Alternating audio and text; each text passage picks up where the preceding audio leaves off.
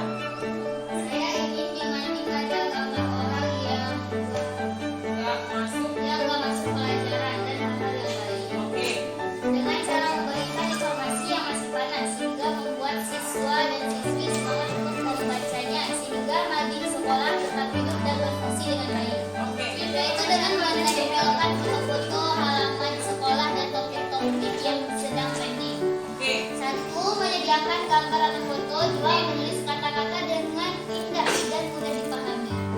Dengan menambahkan atau menambahkan foto-foto warga sekolah yang melanggar program peraturan agar mereka jera. Juga dengan mencatat informasi atau berita yang panas agar warga sekolah mengetahui informasi yang tidak mereka ketahui. Oke, bagus. Lanjut, Umi.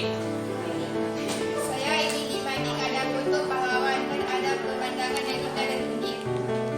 Dengan cara menginformasikan berita-berita yang penting, seperti menempel foto-foto orang yang berprestasi.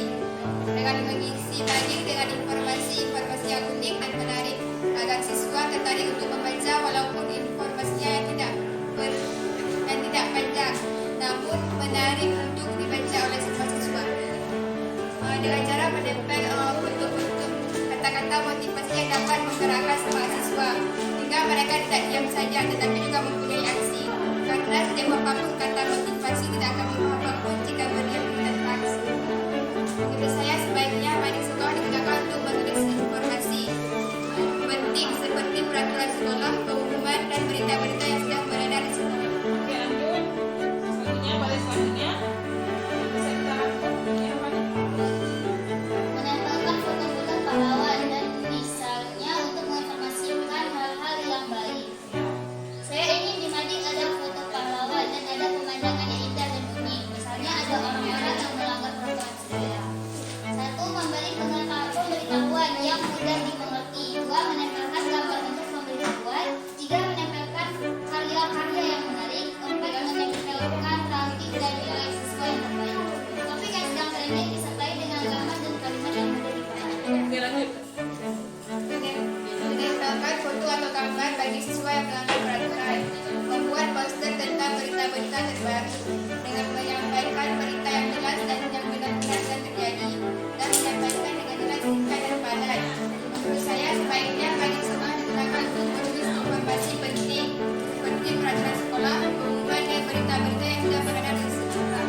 Dengan cara menginformasikan berita-berita yang semua orang banyak dan tidak tahu, seperti menempel foto-foto pandawara yang bisa memotivasi anak-anak muda agar bisa menjaga lingkungan dengan baik. Menempelkan informasi-informasi yang tidak mudah dibicarakan, dikemas dan ditampilkan dengan baik, bagus dan unik sehingga dapat menarik minat orang-orang untuk membaca. Bisa juga disertai dengan motivasi dan foto-foto.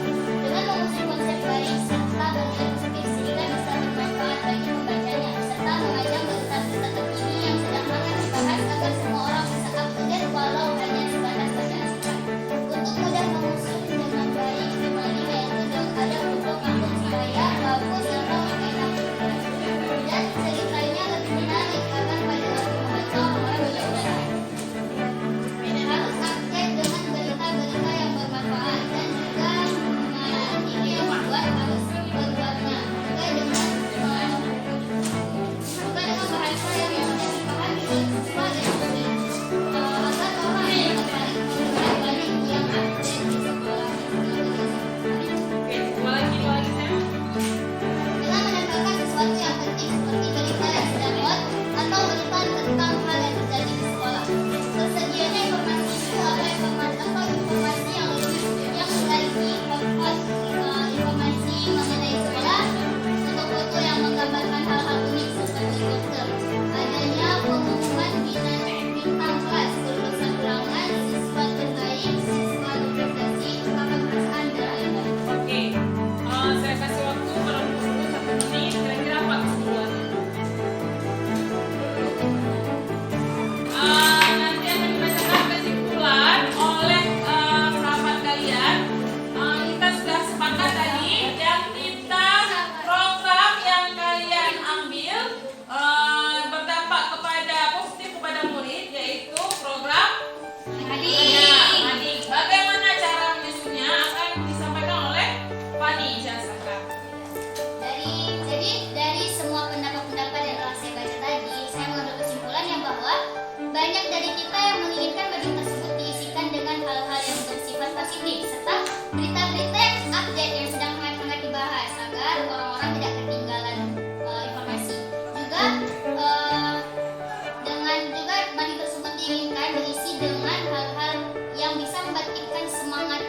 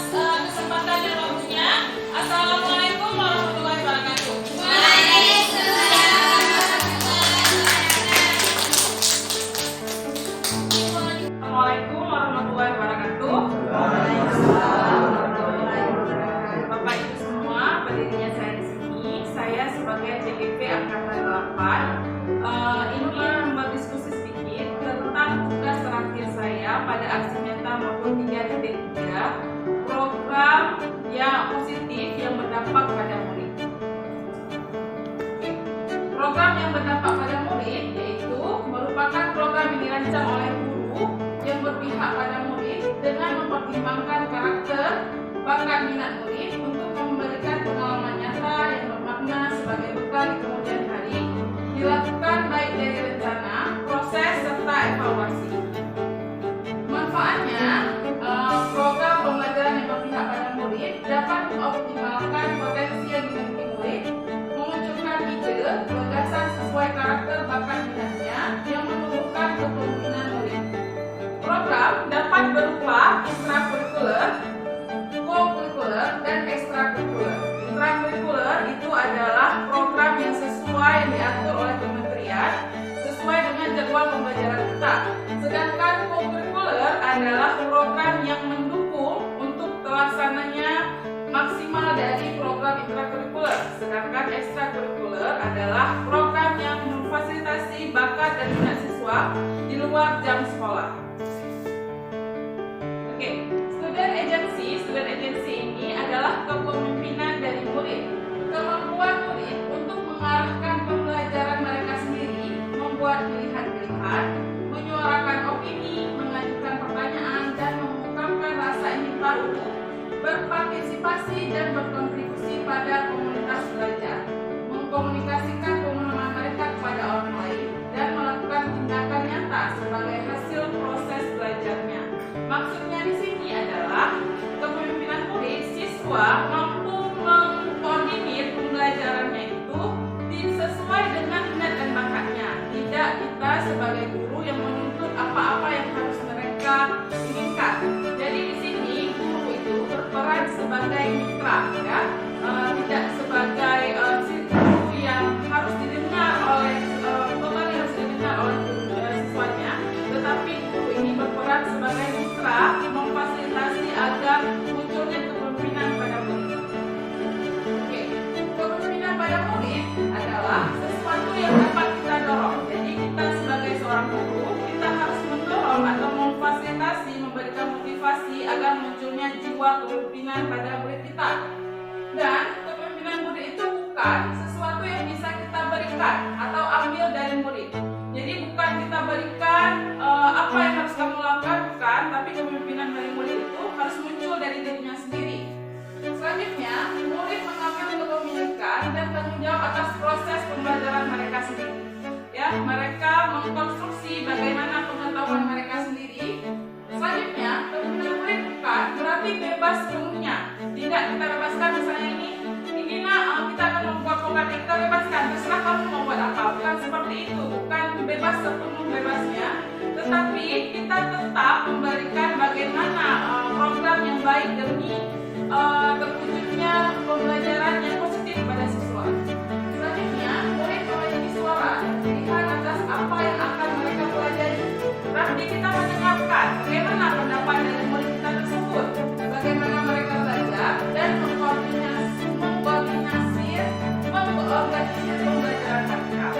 Jadi kita dengarkan pendapat siswa. Kadang-kadang ada pendapat siswa kita yang positif yang bisa mendukung pembelajaran mereka ke depan. Memang tidak semuanya pendapat siswa itu benar, tetapi dari salah satu siswa kita pasti ada pendapat yang positif demi kemajuan mereka. Kepemimpinan murid bukan berarti tidak ada aktivitas murid. Murid tetap harus menunjukkan penguasaan, pengetahuan, konsep, dan keterampilan. Jadi maksudnya di sini seperti tadi, tidak ada kebebasan sepenuhnya. Murid tetap dituntut harus memiliki pengetahuan, keterampilan, dan penguasaan karakter.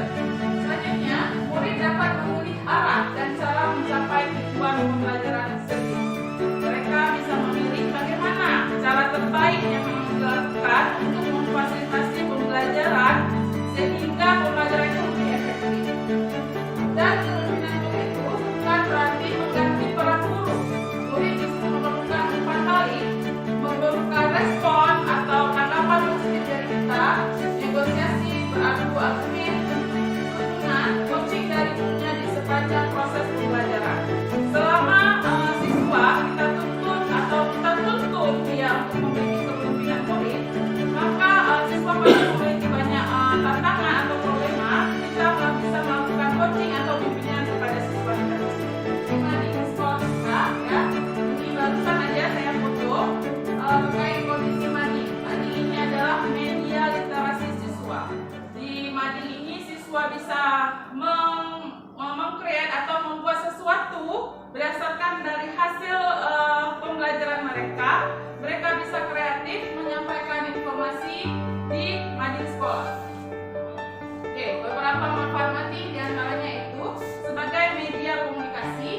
wadah kreativitas, menumbuhkan kebiasaan membaca, melatih kecerdasan berpikir, mendorong latihan menulis.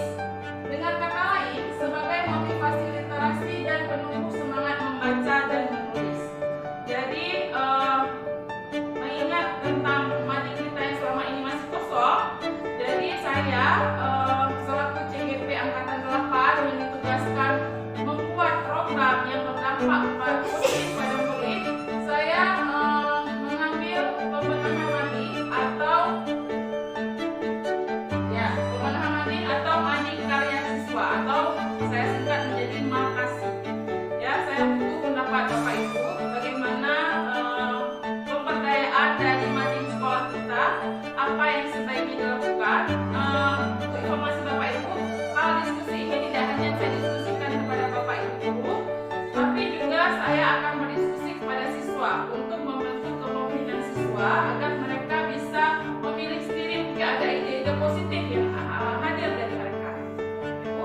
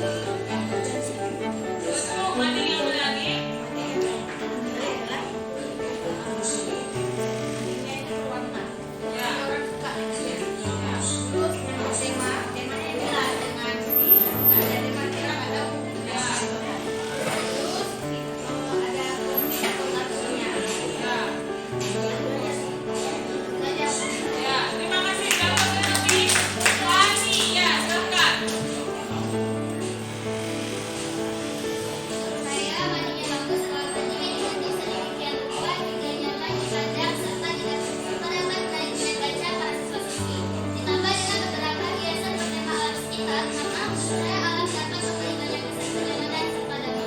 Ya, beri aplaus lagi. Oke, Nabila. Ya, silakan.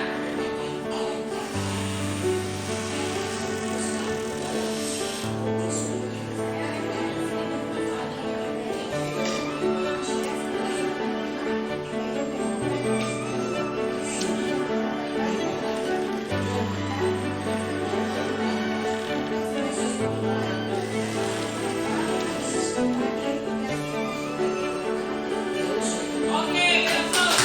Ada yang nyanyi jangan lupa nama Ibu Ade dan Ibu Ade. Oke, silakan yang kawan yang lain, silakan tempelkan hasilnya di kelas.